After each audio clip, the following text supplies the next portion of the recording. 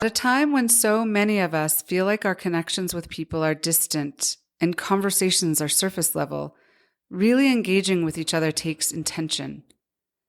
I'm Ashley Gould, the founder of Attend, an elevated, everyday home brand with products that set the table for meaningful spaces and gatherings. Our podcast builds on those spaces through dynamic discussions with open-hearted people, with the goal of sparking conversation around your table. From September through the end of the year, we'll be exploring one of the most universal and unspoken subjects, death and dying. Very few of us know how to prepare for, talk about, and support others through end of life. In this 8-part series, I interview guests whose personal lives and professions are intimately tied to the subject. Join me in an exploration of how to find more peace in preparing for death.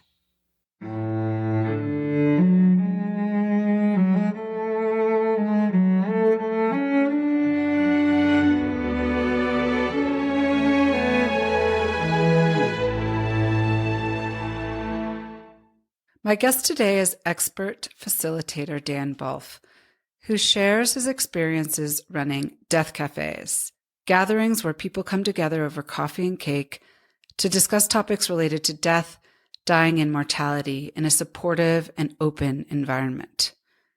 Dan is dedicated to raising people's consciousness and to inspiring action in their lives through rich, meaningful experiences. In addition to being a seasoned yoga teacher, he has produced dozens of podcasts and led numerous workshops, including the second Death Cafe held in the United States.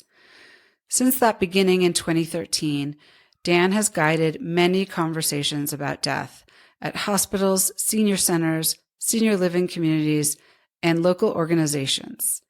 Dan has contributed to studies on death perceptions and presented results at conferences. He mixes games, multimedia, laughter, and compassionate inquiry to direct people to a deeper understanding of themselves. It felt fitting to spend time with Dan as the last episode in our Death and Dying series, as Dan spends so much energy making a safe and open space for people to think and talk about death so that they can fully live their lives. At the end of the day, that is what the series has been aiming to do as well. Thank you so much for joining me. Thank you so much for having me. I'm so excited to be on with you. Well, let's do it. We're going to spend today talking about death cafes, which I'm sure people have so many questions about. I think people tend to think they know what they are, but don't actually know what they are. So I'm really excited to dig in. Before I do that, I always like to ask my guests a little bit about what you were like as a child. Where did you grow up and what kind of kid were you? Well, I grew up in the south side of Chicago, actually in the suburbs, not the south side of like Beverly, the Irish, filled with the Irish. South suburbs, the streets, the sidewalks rolled up at 9 p.m.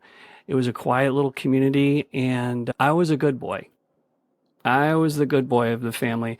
My brother had a lot of stuff going on, so I was his mirror image in a way, reflecting back like the good, positive kid, trying to do his best to keep the family peace.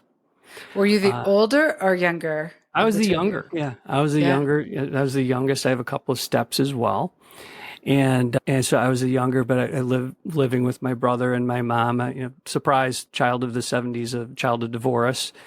And living with my mom, she was always struggling and hustling to make a living and make things work for us. I'm always grateful for my grandmother who lived with us. She actually moved in with my mom and my dad before I was even born.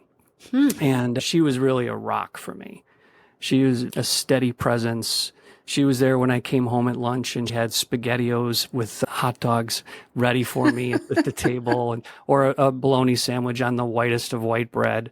And then dinner too. And she was just always there as a really solid presence. That is so special. I actually, in our society, you don't hear that story that much about a grandparent living with you, growing up with you. Can you share a couple things other than being there for meals that you remember about her presence being warm and sort of like a rock for you? One of my earliest memories is sitting on her lap. I was probably 3 or 4. She would wrap her arms around me, interlace her fingers, and roll her thumbs. And I would take my index finger and try and poke in between, like, the little hole that's created.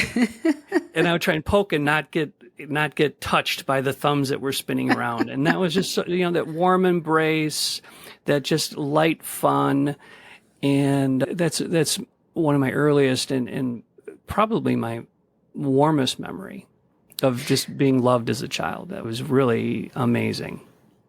Is that a reason that you started working with death cafes? Or can you tell us about, I'm assuming, although I shouldn't assume, that your grandmother has passed? My grandmother has passed, yes. Okay. Yeah. And what was that experience like for you? Was that something that made you want to dig deeper into the subject matter? No. Okay. No, it wasn't the stimulus creating the response. It was just part of the soup, I guess, as all these different influences came into my life. My mom passing, my dad passing, my brother passing, my stepbrother passing, all mixing together to create this awareness of death. And it's interesting. So, I mean, you said past. Yeah. And there's a great George Carlin skit that I like to bring sometimes into death cafes where he says, "Passed? What? Where they pass to? Did they pass a car? Did they pass gas?" And it's just, and I find it interesting how we use different language to try and. Well, why did you use the word past? Any idea? Honestly, I didn't even think about it, which is interesting because I've been thinking a lot about death and dying in doing this series. I had a conversation with another guest whose parents both died by suicide. They said people say commit suicide, and that sounds like committing a crime. Right. So for them, it was really important to say they died by suicide. So I learned that in this series. And I've read books and talked to different people, but haven't really dug into died or passed or that language. Part of that is realizing how we as a community and a culture will homogenize and sanitize how we talk about death. And in my judgment and what I've seen, that's not healthy. The challenge is, of course, we want to be sensitive to someone and the people who have had these traumas in their lives. I know it's important to be really honest and, healing that wound, there's going to be a scab and we've got to eventually get that scab off to let air onto it. So do you think that it is healthier to say died rather than passed? Yes, okay. I do. And it doesn't mean that it's not painful. To get healthy at something, you need to change. Change is hard, right? Yeah. Change, and just being, and it's also an acknowledgement of the pain that you're feeling. As someone has died in your life, I've lost them. Where are they now? Right? I'm going to my George Carlin again. I hope all your listeners are of an older age, because if you're 30 and under, George who? Well, we do have the internet, so they can look up some videos.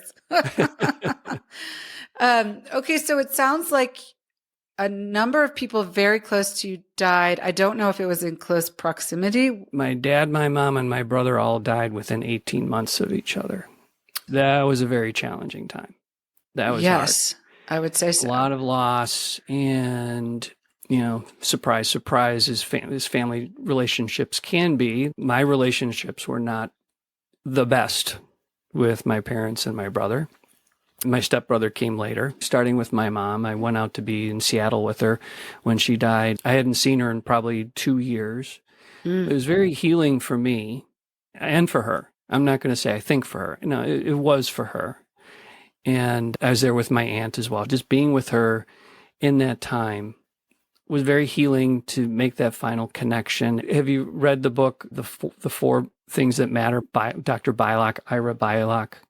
No, I haven't, but I will. At the end, I'm going to ask you for resources. We'll put them in the show notes. We're actually putting a compilation of all the books that have been recommended in this series together. I am glad to know of it. It's a good one. And at the time, I wasn't even aware of this this work. And the four most important things are to say, I forgive you.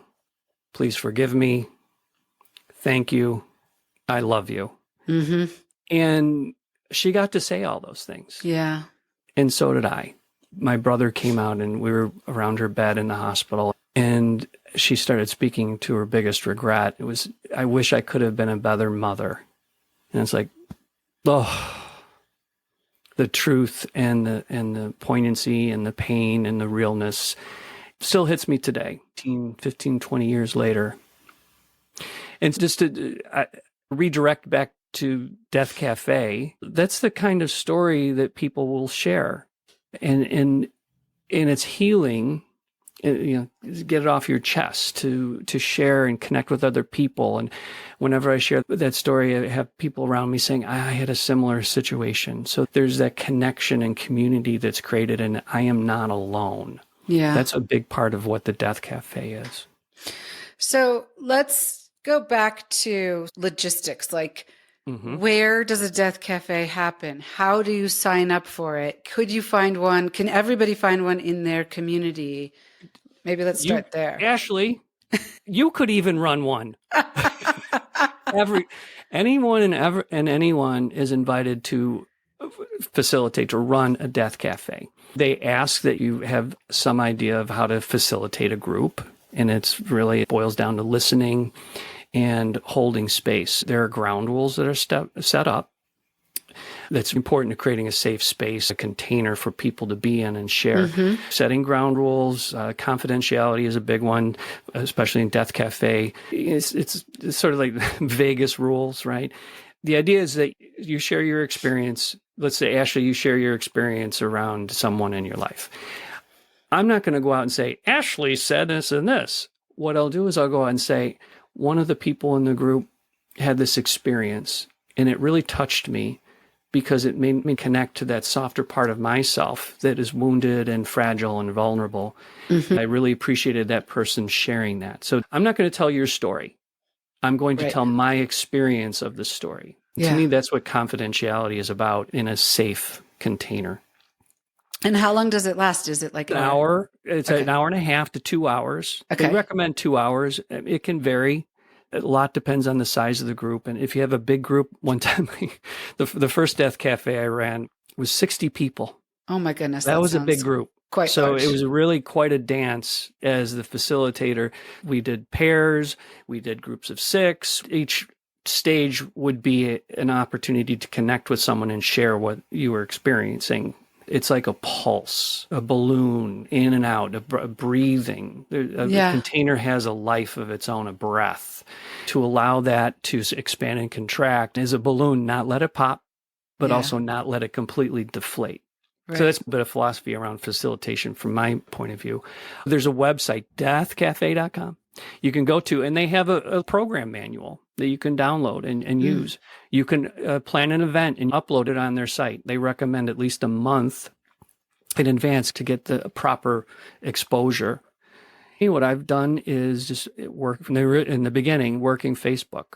The last one I ran through a yoga studio that your loving sister is part of. Yes. So the yoga studio connected with their community, and we had 10 people attend. Have you found there's a size that seems optimal for these experiences?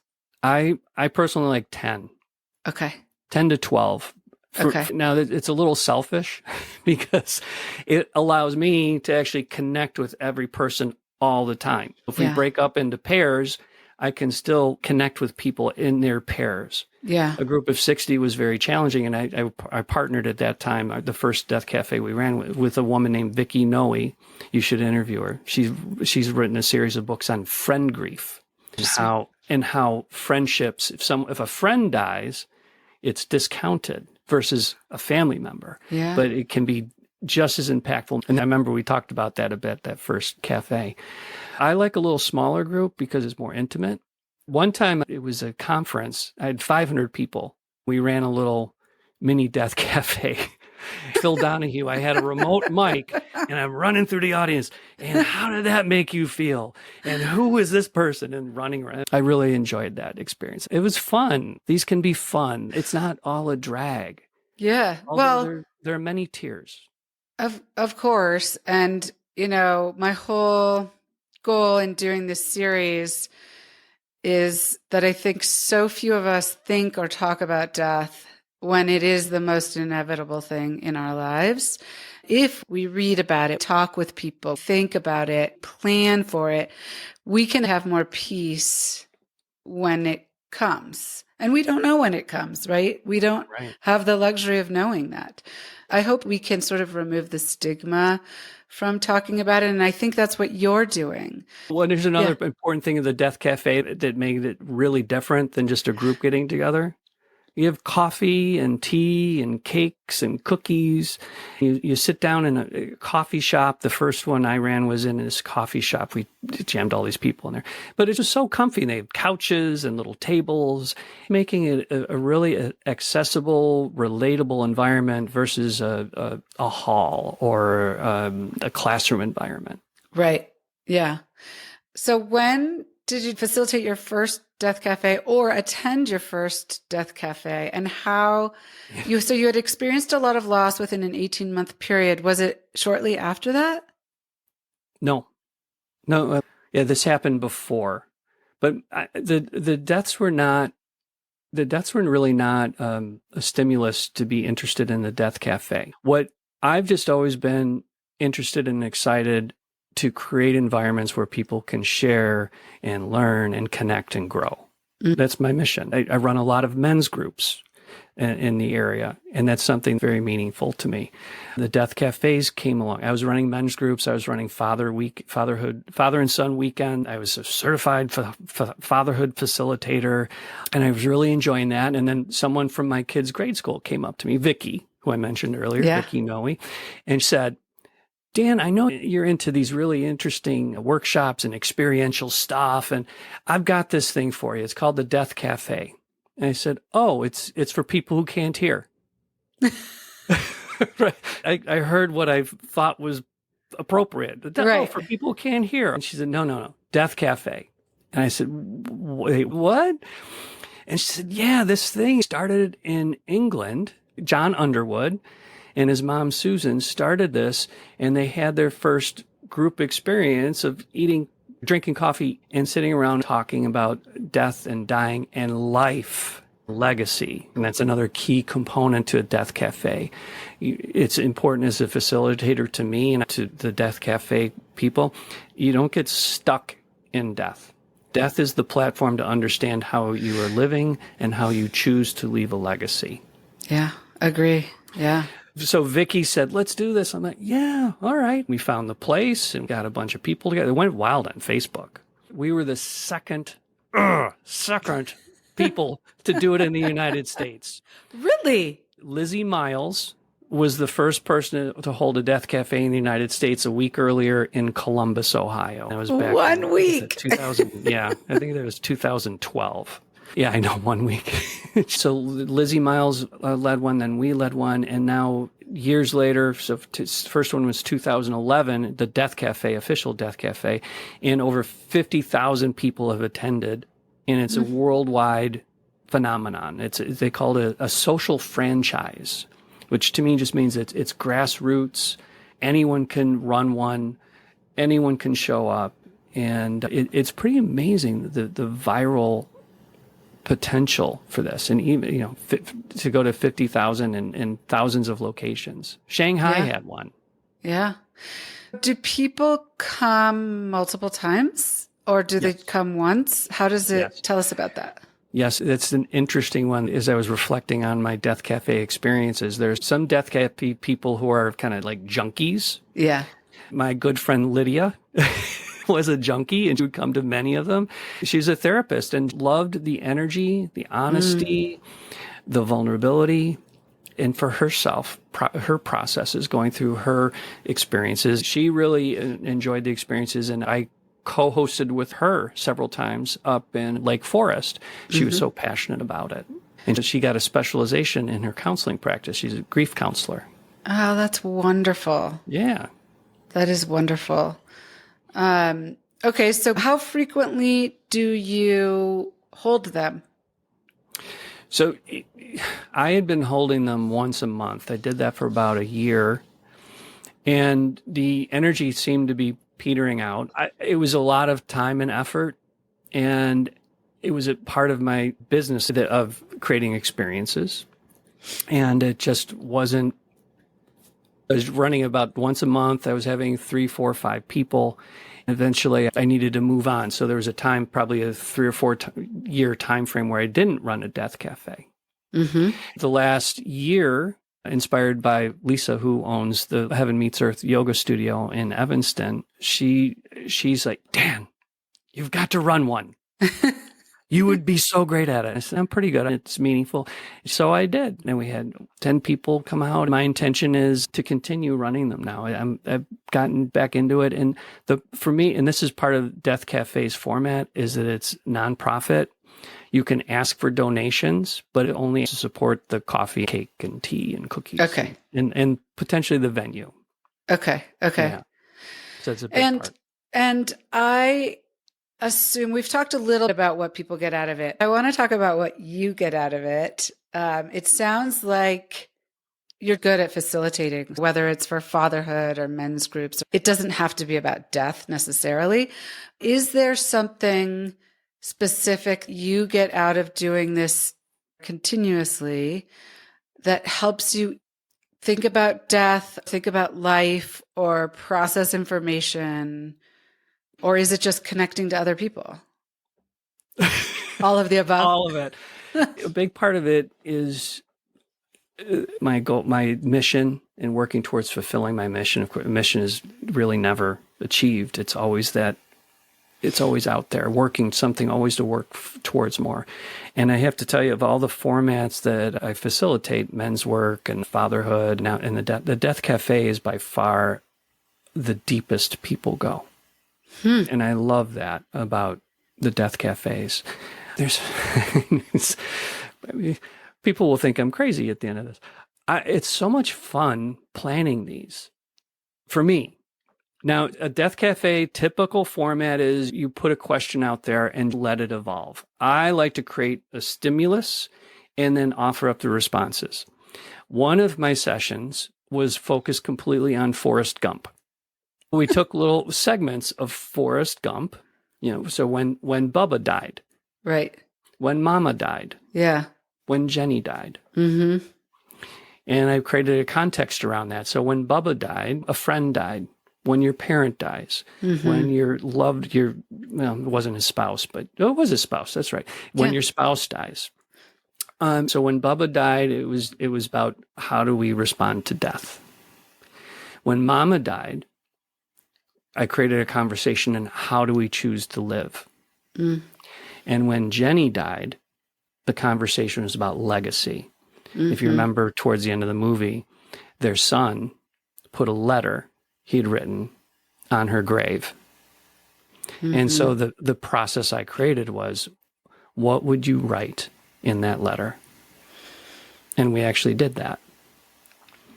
Some people didn't want to share, but most shared. I like to hang a string of twine across the room and have paper clips and allow people to step up, read their letter, and hang it on the line at the end of the process to see everyone's legacies strung across. It's a beautiful, beautiful experience. And I'm just so happy to be a witness and in some way facilitate the process.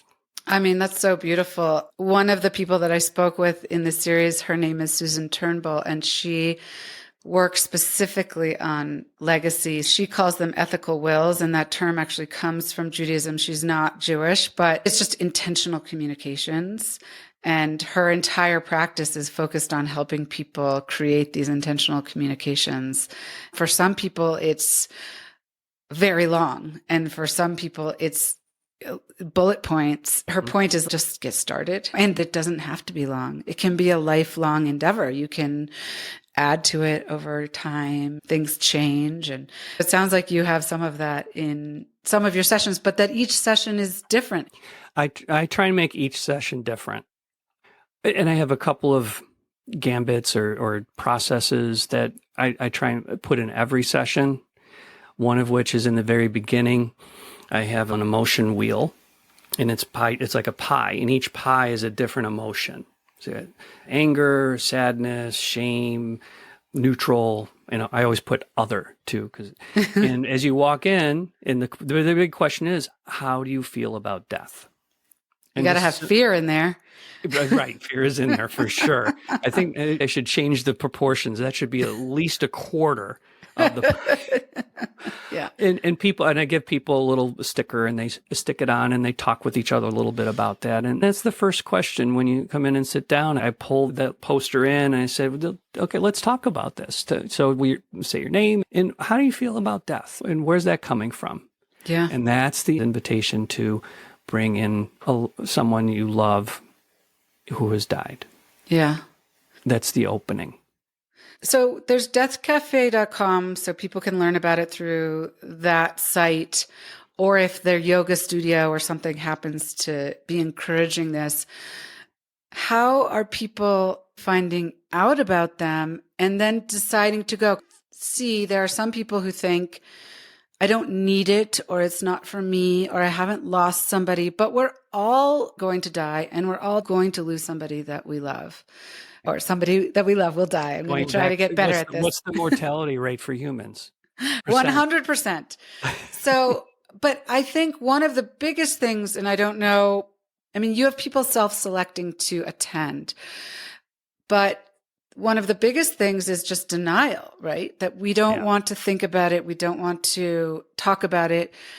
So I'm just interested in how these people find you, and do they share that with you? And then maybe maybe it's a little bit word of mouth, like somebody goes and then they tell a friend, you should really do this, but it's not that prevalent yet, So Death Cafe is extremely viral, word of mouth.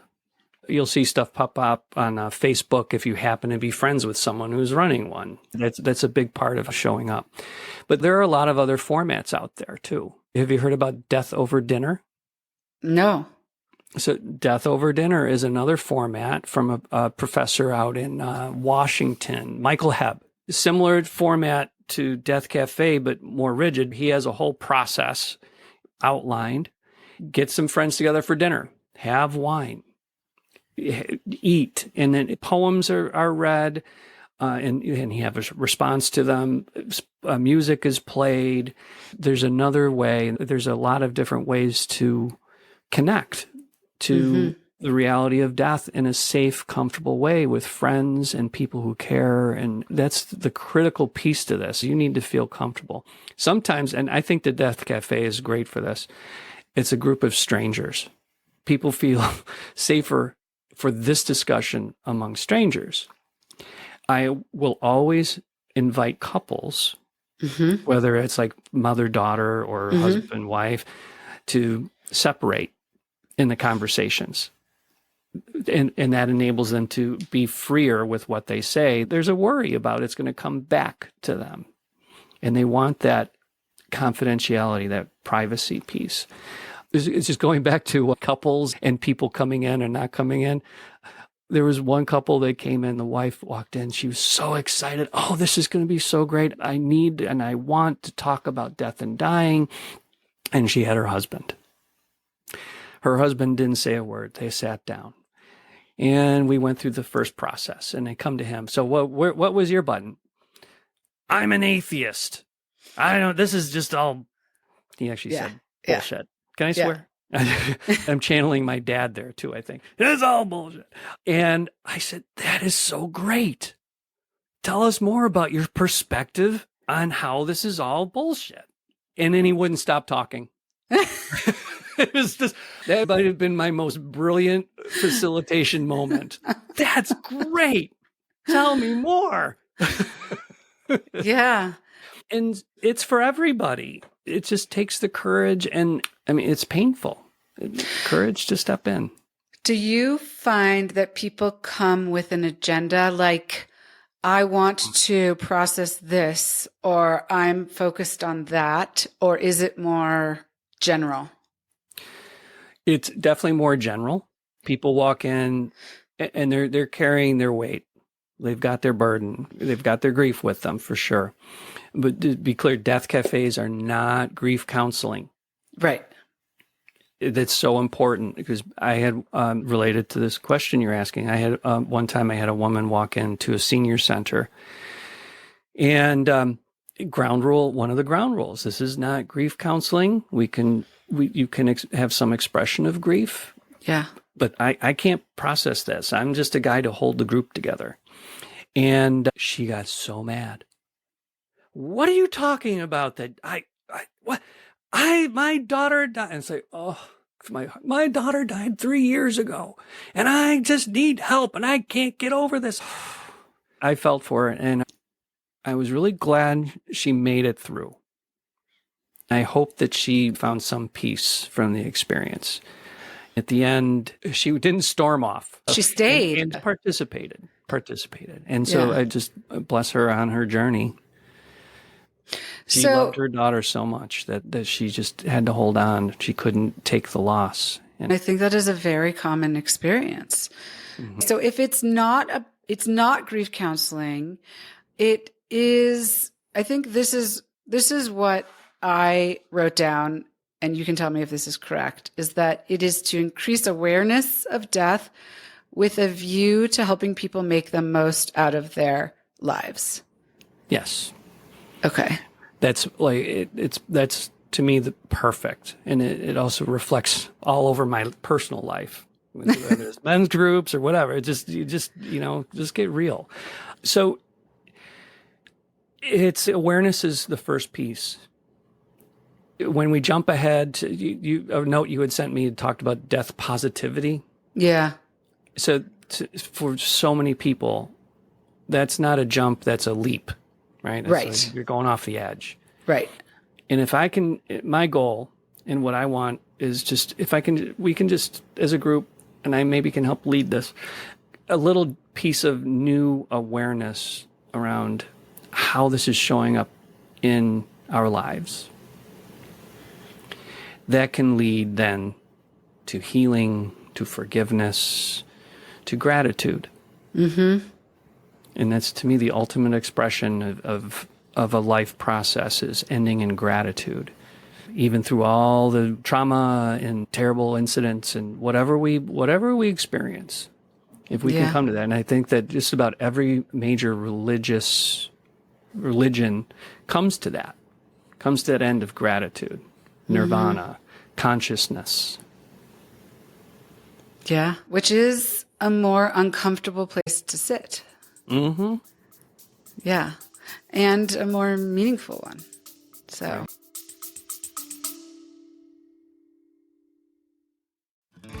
When do you spend the most time with the people you love? For us, it's at home, around the dinner table with family, or sipping cocktails in the living room with friends. So why not make that time even more meaningful by imbuing your gatherings with pieces that not only make connecting easier, but spark conversation around your table? Amaton's collection of small batch, artisan, quality-made pieces for tabletop and home are not only made for simple serving, they're works of art designed for daily use. Whether you're hosting a dinner party or sitting down for family game night, our collections create a sense of presence and peace in every home. Shop our collection of dinnerware, drinkware, serveware, and more at amatond.com. That's AMEATENDRE.com. Gather by design. So you are always coming up with the agenda. Can participants ever request a subject or a topic, or does that not happen? It's never happened. And I have to, you saying it to me out loud. Yeah, let's do this. I love the creativity. I love it. Let's build something. And start with the end in mind. What do you want to have happen at the end of this experience? Yeah. So I ran, they weren't death cafes. The death cafe model evolved for me as I was trying to make a livelihood out of this facilitated and creative experience. And two things happened that come to mind when you phrase that. One is that I became involved in a research project on death awareness. and how it impacts people's lives. And does it have a positive impact? I'm blanking out on the term. Is it evidence-based that it will create positive outcomes? There we go. Okay. And that was through the University of Missouri. Hat tip here to Jackie Benson. She'll probably be listening to this. Jackie Benson was the associate professor who ran this research project. And it was very similar to a death cafe. And at the end, people were found to have a higher quality of life than the control group, which didn't experience the death cafe. So that doesn't surprise me. Was that research published? Do you know? No, because there wasn't enough peer review. Okay. And it was also extremely small sampling. Is it something you'll be surprised to hear it was hard to find people to attend. Let's talk about death. Yeah. Is it something that, do you think that she's working on to try to get a larger sample size or more peer? Like, I think if you could do that research on a bigger scale and get it in a peer-reviewed journal, that would actually be really amazing. That was her goal. And it was close, and she ended up changing jobs, and it was, and it's unfortunate. It didn't gain the momentum it needed to get to that place where it was actually shared. Yeah, you understand the language better than I. I was there just to make it like the engine trying to make it happen. Well, that was very so she came to me after she was a death cafe junkie. Okay. And she came to me and she said, I would like to do a research project on this to see if this experience has positive outcomes. Yeah. And together we designed in a very specific format. Right. So that was one. And the other one that was really interesting, it was so funny because it just to reflect back on everything I've done, I'm like, wow, that's kind of cool. I associated with an association, a medical association in Illinois, and they hired me, and I went to different hospitals and performed death cafes for medical residents. All based and the specific idea was how can we leverage a Go Wandaway's Being Mortals book. Yeah, and the work it's a wonderful book. Make sure you get that resource in there. He's fantastic. It's a wonderful I would book. love him. I'd love to have a death over dinner with him. Yeah. And just talk to these medical residents about how do you death for them, what does it mean, and also helping people through the dying process and the challenge of telling someone that they're going to die sooner than later. Mm-hmm. So one of my biggest aha moments was I remember it was in East St. Louis, and it was a group of 40 people. It was residents and also their, I guess it's attendees. And I got everyone to stand up, and we created a line, a fear line.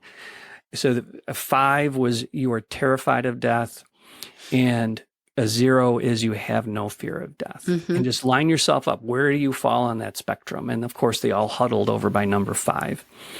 And as we began then to talk about, well, what is it like to have this experience of these people around you being in the same space as you? And my impression was they would be very stoic and emotionless, very cut and dry. And no, tears, empathy, vulnerability. My view of the medical field really transformed from that experience. And even when I have an experience with a doctor where they seem to be very together and controlled, my sense is that underneath that all, they're definitely having their experience of fear and around death, around dying. I feel like having, whether it's death cafes or death over dinner, all residents should participate in that, because I feel like it's part of the medical profession that's not taught, and it's so important. Yeah. And they were all like, oh my gosh, thank you for being here. Yeah. Right. And then they have to, if they're not given the tools, they have to do the best they can in the situations where they have to tell somebody that they're going to die, or they have to tell a family member that somebody died. And, we should give them the tools so that they can be more empathetic in the moment, and also so that they can process it themselves, because it's a lot for them to process. Yeah. All right. So I'm going to ask you. Yeah. 0 to 5. So you've had all these podcasts now that you've done around death and dying, and of course your own personal experiences. Where do you fall now? Oh no, I want to shift my question. Okay. Before your D&D series, and now here towards the end. Okay, I would say I was hovering around a 5 before, and I would say I'm probably at a 2.5 or 3 now. So I feel a lot more peace. I also have made some plans for myself. So I did an episode with a company called Recompose that's based in Washington State. They do human composting, and you basically become like a flatbed of nutrient-rich soil. So your last act in life is giving life to the earth. So I've decided I want to do that. I had that discussion with my husband. So I've actually had conversations with other loved ones about what they want at the end of life. And I feel like the reading that I've done and the conversations that I've had have enabled me to do that. And also to have this sense that what I can do is focus on how I'm living and what I want in the end, what I want and what I don't want as the end nears, if I'm in a situation where it's not, an accident or something that's, immediate, and to hopefully, and I still have work to do, but on my ethical wills and, some of these things, but to plan so that when I die, it's easier for those I leave behind. Because I think that's another thing that we don't do well. Like when we are in denial about death, we don't plan for it, it makes it much harder for the people who are still alive when we die. And I think one of the greatest gifts we can give them is to do that planning ahead of time so that they can just implement our wishes. They don't have to guess at what our wishes are. And that, trivial things like passwords and, those kinds of things, all the way to the very important things like the intentional communications, and all of that is very meaningful. So I think it's a road. Where are you on that scale now, do you think? So I acknowledge in my life that it's definitely variable.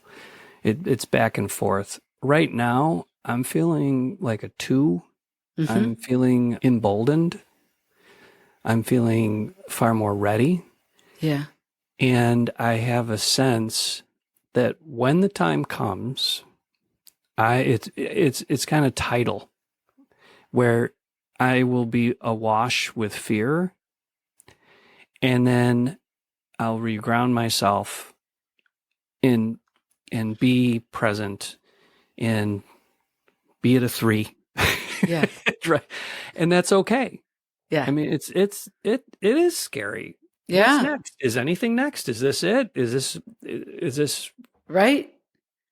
And that, sure, it could be scary, but how do I want to show up at the end? I want to be courageous. And so this is, I want to, before we move too far forward, the best process for these death cafes that I've run, that people love, love, love, love, go wish cards. Go wish. All right. So it's there's an organization. They make these decks of cards, 36 cards. Each card has a different want as you're dying. One can be surrounded by clergy. One card is surrounded by clergy. One is not to be a financial burden. One is to be kept clean. Mm-hmm. Did you ever think of that, to be kept clean? I just never thought of it. And there it was. I'm like, oh yeah, that would be good. Yeah. So there's all these cards, 36 cards, and everybody gets a deck of cards, and you sort them. What's important? What's kind of meh? And then says, oh, what's not important? So for me, and then we look at, once we get that done, I say, okay, what patterns do you see? And for me, I found that religion, anything religious, was definitely something I was not so interested in. I don't want a priest around me. And then what are the patterns in the positive side? In the positive side, then so for me, what definitely is showing up is I don't want to have pain, and I want to be family and no pain. Yeah. That was showing up for me. Yeah. So go wish, and then cards. And then this is the final piece, and it's so funny. People like, are you kidding me, Dan? So you take your pile of the things that are important to you, and you pick one. What's the most important thing? Just pick one. And I have to say this every time. It's so funny. And this is not legally binding. You can change your mind. But if you had to pick one, what would it be? And it's people love it. Okay. That sounds like another wonderful resource. The other thing that I'm thinking as you're talking is that there's no reason you couldn't do like a death over dinner with family. You made me twitch when you said that. I went to a 5. Yes, absolutely. Absolutely. Yeah. My urging would be to find a third party person to facilitate. Yeah. Every family's different.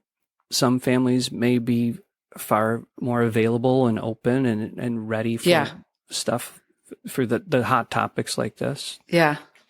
But yeah, if you sense if there might be friction, I would definitely invite you to get a facilitator. But yeah, for sure.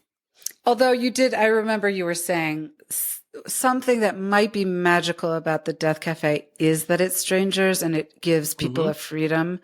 But it's just, I don't know. I was just thinking about it as we were talking. Yeah. Do you need me to come out and facilitate for you? Probably. Although I'm not sure. I could perhaps do it myself. Yes, if I do a little bit of work. Well, a lot of it is about the energy and the relationships. I mean, if you have two people who are butting heads, it might not be great. Right, of course. I was actually thinking a better place to start would be to have like a small group of friends, but obviously they know what they're coming for, like it's a prize. But I think that could be just super interesting and extremely meaningful. And sometimes I think people need just a little push to get into these more difficult conversations. And once they're there, they're in, kind of like that gentleman you were telling us about who kind of came begrudgingly and then ended up talking the whole time. So I think sometimes so people have to seek you out. If I invited a group of 10 friends to my home, they could say yes or no, but they would think about it if they perhaps otherwise wouldn't think about participating in something like that. Right? Yeah. Which I think is cool. You would probably, I don't know, depending on your friends, you might have to give them a little poke. Come on. It's not going to be so bad. Listen to Dan. He's kind of funny. And it's facilitated. You don't have to come up with the questions. You just have to participate, which is easier than coming up with it yourself. Oh, you know what just hit me though is just, and this is a facilitator for this sort of experience in particular. It's so someone is having an emotional experience, is just falling into a place of grief.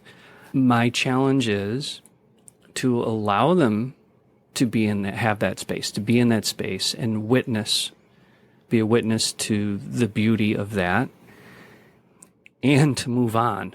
Yeah. Because we can't spend 15 minutes, half an hour. How do you do that? It's hard. How do I do it? First off, it's very intuitive. I don't like your question. Ask me another question. So part of it is looking at the rest of the group. Are they engaged?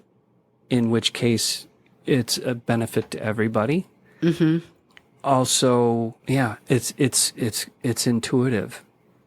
Just to say, okay, now, and it's important to be sensitive. Just saying, I see you, I understand your grief. And it's important at this time that we allow other people to share. Yeah. Yeah. Can you, and it's a question, can you come back and be with us as a participant? Yeah. Yeah. Have you focused as a topic in any of your death cafes, or have you found that participants come with a focus on anticipatory grief? So somebody is sick but hasn't died, and they're processing that. I've been fortunate to facilitate several different sort of like age ranges. Okay. So I've gone into retirement communities and assisted living facilities, and I've gone and we've had more a general, like at coffee shops, and that's where people, I'm going to assume what your age is.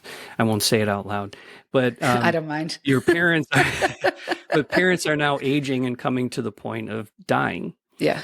And then there's the parents who are dying. So there's, oh my gosh.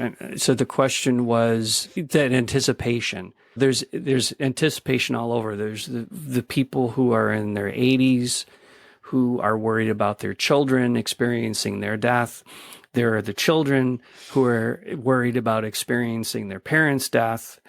And then I was also, I ran a couple of classes at Northwestern for freshmen. It was a humanities class. And what that was like. And I was surprised because these 19-year-olds were very similar to parents in their answers and their responses. Most people show up, they're worried, their parents have recently passed or they're getting there and they're trying to process that. So every time I've gone into a retirement community or the assisted living, it's like, it's the Friday night party. They've got the wine out. They're like, thank God you're here. I need to talk about this and I can't with my kids. Interesting. Right? It was very interesting. So do you have a sort of a standout story or experience that you can think of, obviously without names, but that occurred in any of your death cafes? I was thinking about one of the Northwestern classes that I taught. I am really interested in that because, okay, freshmen in college, they may have experienced a grandparent's, or they very likely have experienced a grandparent's passing or death, and it's obviously quite possible they've experienced death of either a parent or another friend or loved one. But, what we hear about that age group is that they feel like they're going to live forever, that, so in that sense, you would think that they aren't thinking deeply about death and they aren't as able to sort of go deep there. But it sounds like perhaps they were. They went deep. This is the story that came to mind about that experience. The second, I taught twice, 2 semesters in a row. I taught one class, a young woman her mother had just died, like a week before. And this was her first time back in class. And the regular professor came up and told me this, I was in awe of her being able to be there. Yeah. And she found her edge and she had to leave. And then we as a class talked about that. Yeah. And I know the professor said she was going to absolutely be checking in with her because it was so raw, raw. Of course. And I just marvel at that. Here's this, 19-year-old, and knowing they all knew what the class was. Yeah. And she could have absolutely gotten a free pass. Right, of course. Yeah. And she showed up and she was her best self. Is there anything that I haven't asked you about death cafes that you would like people to know? Go. Take the risk. Leap. A skillful facilitator will allow you to really open up and create a new awareness around death and dying for you. Yeah. Don't make it about death. That's just the outside cover of the book of your life. Make it about the book. Mm-hmm. And those, you can, if you choose to focus in on those last few pages of how you want your dying process to look, that's wonderful. If you want to focus in on the guts of the book and appreciating that and how you've shown up and how it's your legacy, what you leave behind. So people go to deathcafe.com and they can find a death cafe near them. Or if they want to learn how to facilitate themselves, is there information on the website about how to do that? No. Okay. There are a few bullet points on that. I love facilitating, and it just really brings life to me. Yeah. It fills me up. And so I've taken a lot of trainings and courses on that.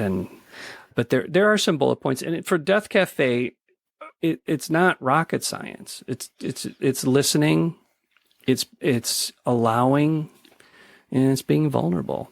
Yeah. So if you are at a 2 to 3, I think you said on the fear of death scale right now, when you started the death cafes, were you more like a 5? Like, do you think that it has shifted you down? I was not on the scale. I was like, oblivious. So far above it? I was not I don't know, above it, below it, not around it. Okay. I'm 60 now, about to be 60. So I was probably 45. I had young kids. I'm invincible. And Vicky came to me, Death Cafe. Oh yeah, here, what? And it was, so at the time, it was just even, there was no scale. And now just reflecting back, I was probably a 3 or 4. I'd been doing a lot of personal work still at the time, especially through men's communities. I was becoming more and more in touch with who I am and in my mission and what I want to give back. I take about another 10 minutes to think about that. Yes, for sure. We can come back to it. I have questions I like to ask every guest. Okay. So let's go through those questions and then you can come back. And if you want to add anything else, we'll do that at the end.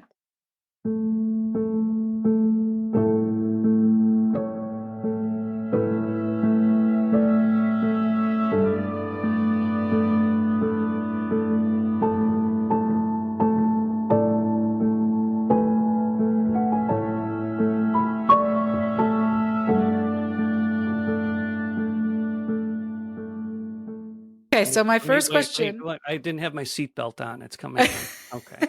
My first question is, as we explore in my brand, which is called Amatand, which means to take care of your soul, objects can hold a lot of meaning for us. They can take us to the past, enable us to live in the present more, or even take us into the future.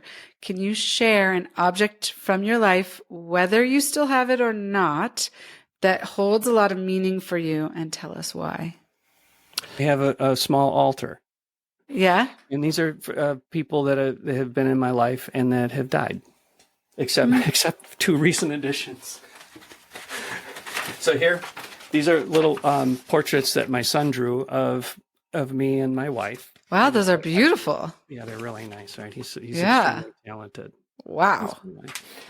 And then here's one he did of my dad. Aww. When my dad was suffering, he was in a very bad state of dementia, Alzheimer's at this time. And so, I love this so much. So I have this up here. And then I have a picture of my mom. There's my grandma, my mom and grandma. So lovely. His grandma was suffering from cancer, and I look at that, and it's a wig she was wearing. And she was out with her pearls. Yeah, she sure was. And then this is a flower from my mother-in-law's funeral. Oh. Bless you, Peggy. All right, here we go. This is my dad. All right. Okay. He's in a baggie. All right. Oh, you want to hear funny? This is a good story. I have to share this about my dad. Okay. My dad was born in Italy, born in Rome. Okay. Grew up in a suburb, and his family has a mausoleum, the Bulf, Okay. Familia Bulf Mausoleum in Manziana, just outside Rome. My dad died, and I just wanted to take some of his ashes and put it in the mausoleum. So Liz and I, my wife Liz and I, we go out to Italy. We're taking this trip, and we're going to go to Italy, and we're going to bring his ashes to the mausoleum. So if we get the mausoleum, and we didn't, who's going to? There's no one there. we find it, and it has a glass front, and there are air holes in the glass. There was a ladder down the corridor. I went and got the ladder. I stepped up on the ladder, and I slid the plastic baggie with a note of my dad. Oh my God, am I going to get arrested for this? Slid the plastic baggie of my dad down the hole, and it plopped down at the bottom. Fortunately, the plastic bag held. And with a note that said, "This is Valio Bulf. Please keep him here." Oh my goodness. So now you're going to have to go back and see if it's still there. I know, right? And this is I like this. This is a 1 year sober chip. Very cool. So now there's other stuff, but whatever. Yeah, you get it. That's beautiful. You have an altar to all of these people in your life that have died, and it's both photographs and objects. I love it. Can you share a favorite tradition? It could be something from when you were a child or something you do with your family or your wife today, anything at all, and let us know why you chose it. Oh, favorite tradition. Oh my goodness. So Christmas, my wife's family, it comes from a big family, and we have this wonderful tradition of, it's like a whole week-long thing. Of 7 siblings, 1 left, went to Boston, and she and her family would come in.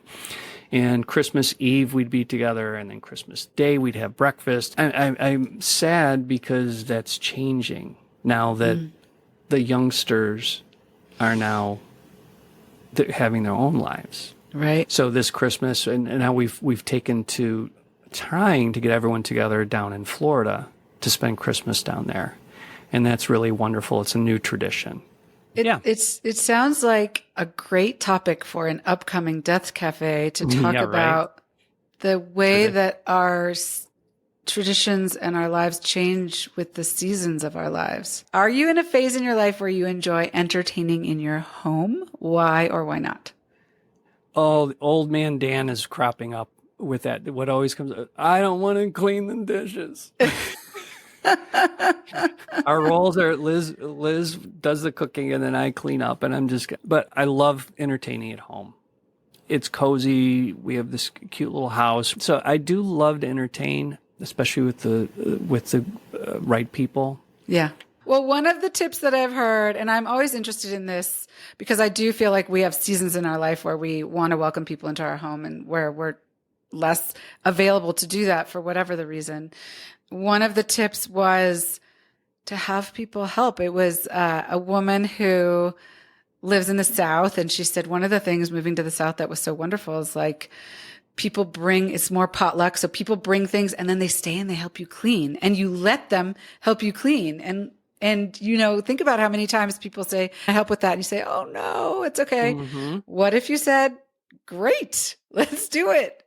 Maybe you would. What's the expression about twice as many hands? Right. Exactly. Yeah. And then it becomes actually an experience. It becomes part of the evening. So maybe you could try that. Okay. We already talked about some top resources, and we will put those in the show notes. But if there are any other books or podcasts or anything that you recommend, and they don't have to be related to death cafes. It could be just any favorites that you have.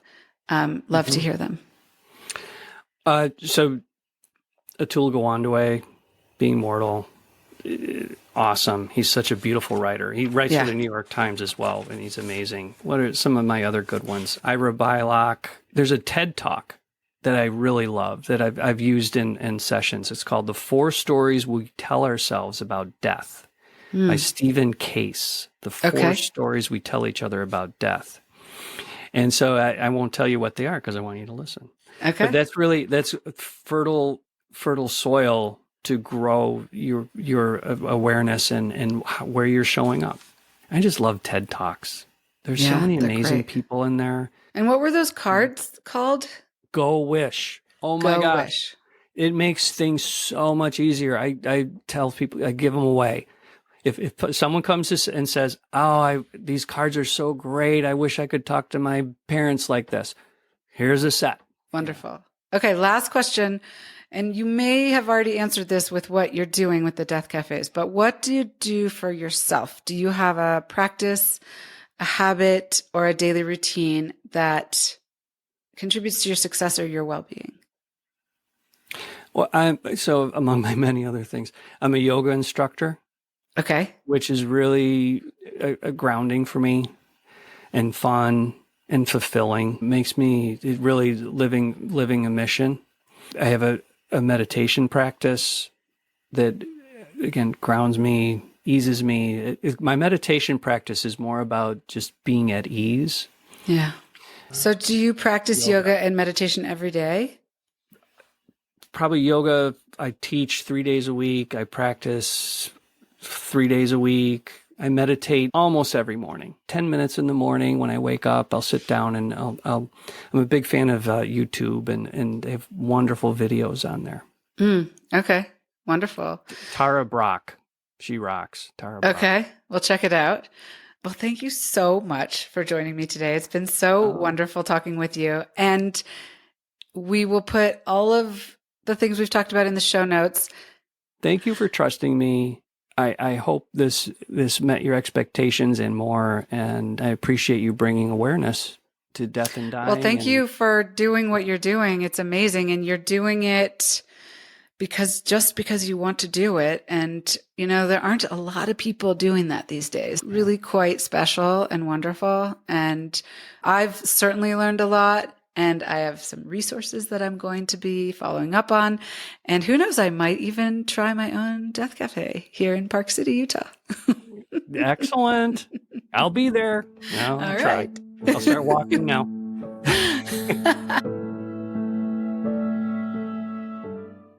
If you enjoyed the show, please rate, review, and subscribe wherever you're listening. It helps us reach more people who just might need these conversations. If you have ideas for future guests or have feedback, you can reach out to us by visiting onthetablewithashley.com, linked in the show notes. On the Table with Ashley is presented by our elevated everyday home brand, Amatond, which you can find at amatond.com. That's AMEATENDRE.com. You can follow us on Instagram and TikTok at Amatond. And you can learn more about products related to the Death and Dying series at amatond.com. Thanks for listening.